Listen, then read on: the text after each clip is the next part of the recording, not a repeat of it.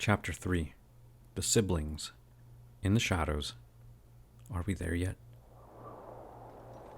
The road was bumpy, and Reya was beginning to feel nauseated from the trip. Her brother, on the other hand, was staring eagerly out at the snow-covered hills that stretched out below them. The road they were on snaked along the mountainside like a great dragon, and the hills fell away steeply beyond it.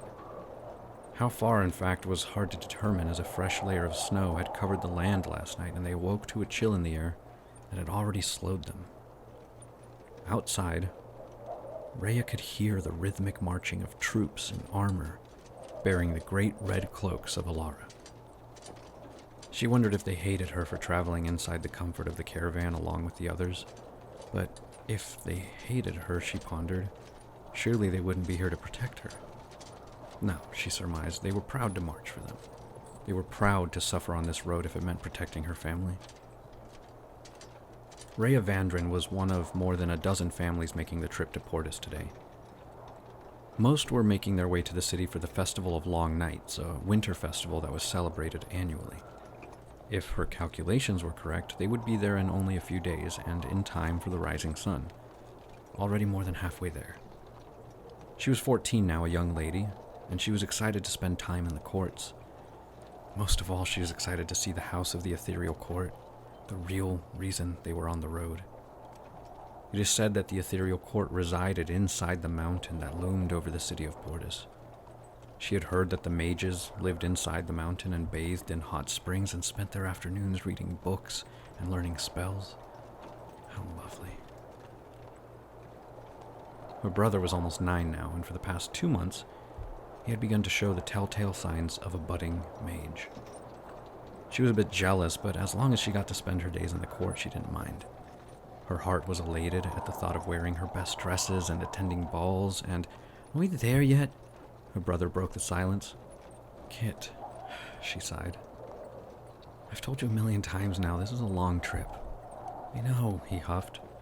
"We have to be getting close, right? The sun's been out for days," he pouted. "Almost, and the first dark is almost here. We have to make it through that, and then we're home," she added simply. Kit turned back to his window and remained silent once more. She watched him curiously, the way his dark hair curled at the ends so wildly. How could someone so young demand so much attention? She had seen him do strange things with his magic, sure, but surely that was normal? Though she hadn't met many mages, and certainly none so young as Kit. "Almost there, young sir," he heard a voice break through. Killian had apparently heard as he passed and slowed his horse to match their wagon. He looked glorious and handsome in his shining armor. The red cloak billowed, and she could see a little snow had gathered on his shoulders and in his hair. His face was flushed, his cheeks and nose red from the cold. "Not far now," he added with a warm smile.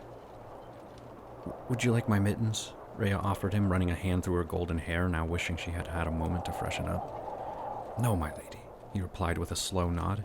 "Not unless you happen to have some rum or whiskey tucked away in there," he jested.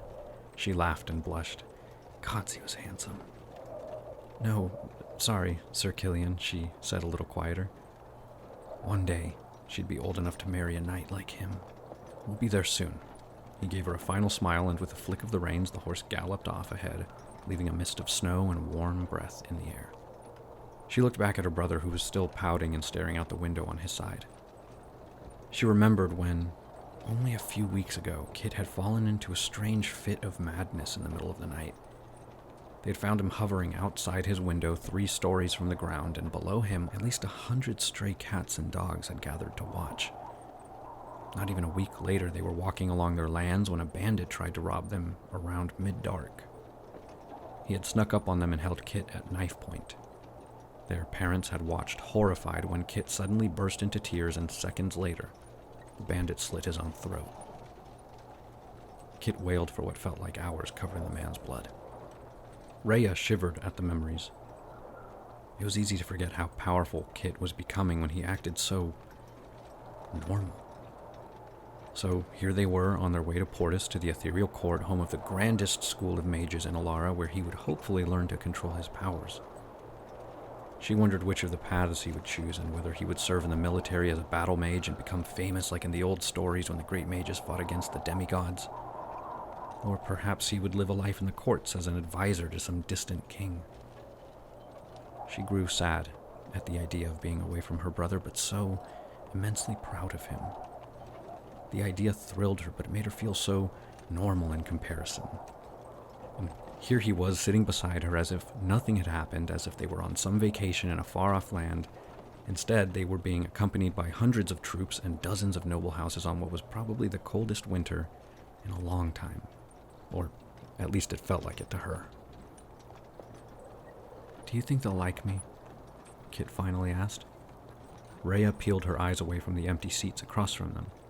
She eyed the cushions and the stitching, thinking before she finally spoke. "I think they will be proud to have you, and one day, you might even sit on the council." She smiled at him, bumping him with her shoulder. "They have lots of mages in the court," he retorted. "Perhaps." There was a moment of silence before she locked eyes with him. "But not a Vandren. And none so young as you," she winked. He blushed a little. Just beyond him, the horizon was growing darker. The sun was setting and would not rise again for many days. On top of that, the sky looked as if they were in for more snow tonight. "That's what I'm afraid of." He stared at his lap now. She couldn't imagine what he was feeling. The caravan halted suddenly.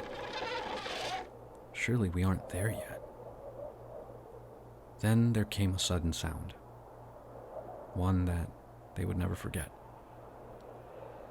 What sounded like thousands of voices crying out from the direction of the mountain. She heard the rushing of metal as hundreds of troops rushed around the caravan, around the carriage they were in. She heard the horns of Alara blaring and horses galloping. She peered outside for a moment to find soldiers shouting, forming lines.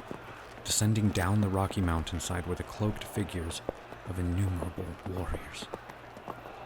Blasts of fire and lightning struck the snow in front of them.